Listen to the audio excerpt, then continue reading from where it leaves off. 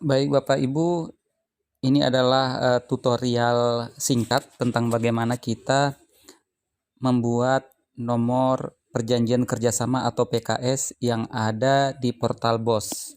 Jadi kalau sudah terbuka portal BOS, di sini ada perjanjian kerjasama. Nanti kan nomor PKS madrasahnya ini masih kosong. Nah, nomor PKS madrasah ini ditulis berurutan setelah kita membuat nomor yang ada pada surat permohonan. Misalnya surat permohonan itu nomornya 05 garis miring sekian sekian sekian 2021. Nah, di PKS ini kita langsung berurut nomornya setelah nomor permohonan, yaitu 06 garis miring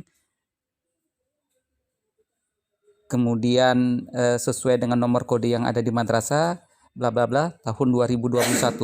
Setelah itu baru diunduh perjanjian kerjasamanya, dan di sana nanti langsung tertera nomor antara nomor madrasah dan nomor kerjasama yang sudah ada di aplikasi portal BOS itu sendiri.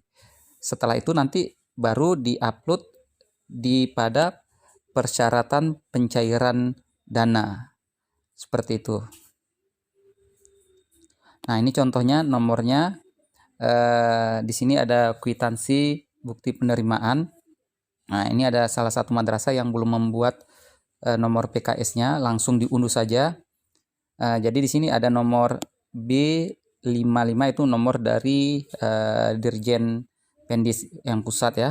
Kemudian dan ya titik-titik kolom 6 ini adalah nomor yang kita sudah buat pada kolom portal BOS tadi. Ya, di sini nomor PKS madrasah. Demikian. Terima kasih. Assalamualaikum warahmatullahi wabarakatuh.